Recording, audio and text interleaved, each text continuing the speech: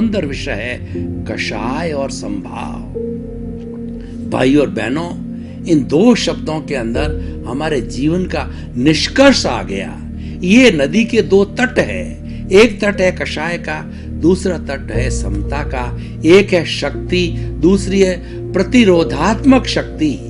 हमने ऐसा बताया जाता है कि हमारी सृष्टि ने जब हमें जन्म दिया है तो उसने कहा कि तुम 100 वर्ष तक जियोगे।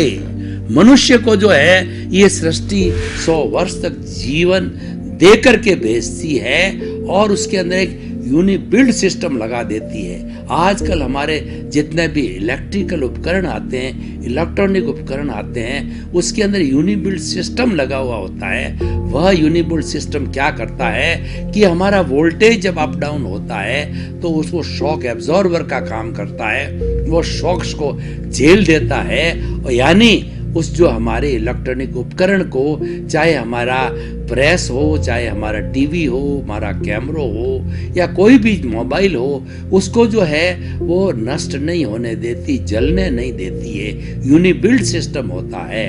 ठीक उसी तरीके से हमारे शरीर के, भौतिक शरीर के अंदर प्रतिरोधात्मक शक्ति डाल करके प्रकृति मां हमको भेजती है। वह क्या है कि वो हमारा WBC और वाइट ब्लड सेल्स और जो दूसरा है RBC, रेड ब्लड सेल। हमारा जो खून है ये एक एक कोशिका तक पहुंचता है और शरीर को खुराक देने वाला ब्लड ही होता है। बाहर से हम जो है 4 तरह की खुराक लेते हैं जिससे हमारे विटालिटी बनती है, हमारी प्राण ऊर्जा बनती है। वो बाहर से लेने वाले कौन कौन से हैं? पहला भोजन है, दूसरा पानी है, तीसरा अग्नि यानी सूर्य का ताप है और चौथा शुद्ध वायु यानी हमारी ऑक्सीजन है। इन चारों को मिला करके विटालिटी बनती है, प्राण ऊर्जा बनती है, जिसको हम दार्शनिक भाषा में कर्णवीर्य करते हैं। उससे हमारी मन वचन काया की तीनों बैटरियां चार्ज होती है और वह हमारा मन वचन काया का सारा कार्यकलाप करता है।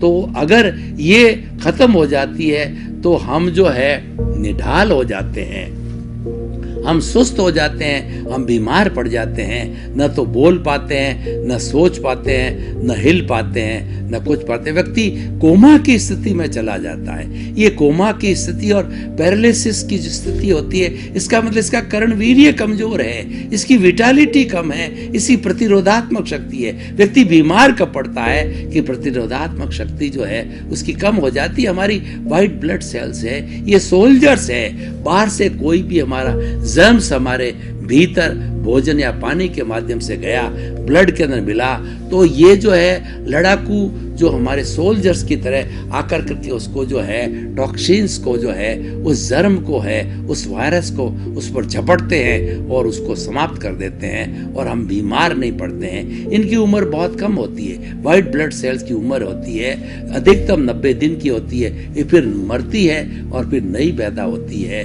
तो और जो हमारी रेड ब्लड सेल्स जिससे खून बढ़ता है, जिसको हम प्लाज्मा कहते हैं, तो ये प्लाज्मा को भी ये वायरस होते हैं। डेंगू वगैरह क्या होता है, इन प्लाज्मा को खाने लग जाते हैं तो हम कमजोर पड़ जाते हैं, हमारा ब्लड कमजोर हो जाता है, हमारा लीवर काम करना कम कर देता है और नया खून नहीं बनने देता है हमारा प्लाज्मा को खाने के कारण। तो भाई और बहनों, ये प्रतिरोधात्मक शक्ति है। उसी तरीके से अब हम कषाय, हमने प्रतिरोधात्मक शक्ति का अर्थ समझा कि शक्ति को प्रतिरोध करने वाली, शक्ति का मुकाबला करने वाली प्रतिरोधात्मक शक्ति होती है। तो जो हमारा ये कषाय है, ये कषाय क्या है कि ये चतुस्पर्शी है और ये चतुस्पर्शी जो है हमारे इस ब्रह्मांड के अंदर मन वचन काया की हम जो प्रवृत्ति करते हैं, उसमें हर प्रवृत्ति के साथ के अंदर ये मन वचन काया जो है वो टानती है, खींचती है इस ब्रह्मांड से चतुस्पर्शी परमाणुओं को।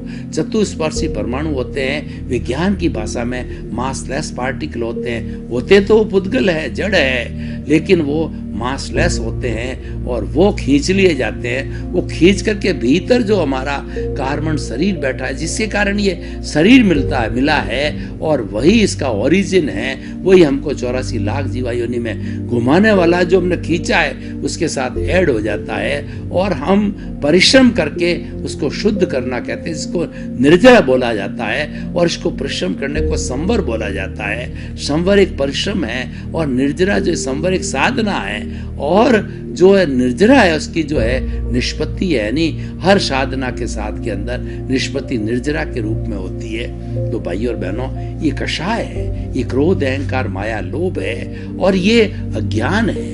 ये एक वेल्डिंग है जो शरीर को और आत्मा को जोड़े हुए हैं। ये कार्बन शरीर है, ये कॉजल बॉडी है, ये लिंग शरीर है, ये वेल्डिंग है, ये अज्ञान है।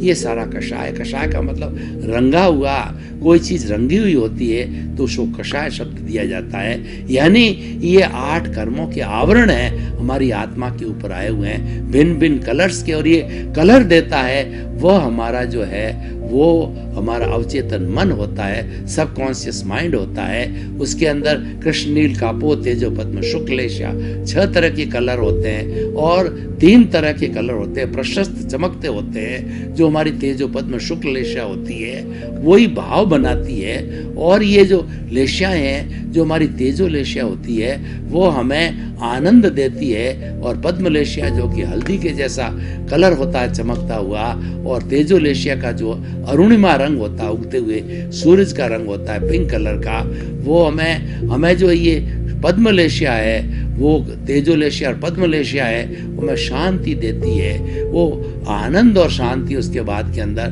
हमारी तीसरी शुक्लेशिया ब्राइट कलर का चमकता हुआ जो कलर होता है वह हमें प्योरिटी देता है, हमें मुक्ति की ओर ले जाता है, हमारे कार्बन शरीर को घटाता है और धीरे धीरे मुक्ति की ओर जाते हैं। ये तो प्रशस्त लेशा है। कलर की बात चली तो कषाय जो है रंगा हुआ है, उसके अंदर 3 तरह की जो है वो डल जो है वो कलर होते हैं। वो डल कलर का काला कलर और काला नीला कलर, कबूतरी कलर, ये जो है हमारी 3 जो है अप्रशस्त लेशाएं होती है।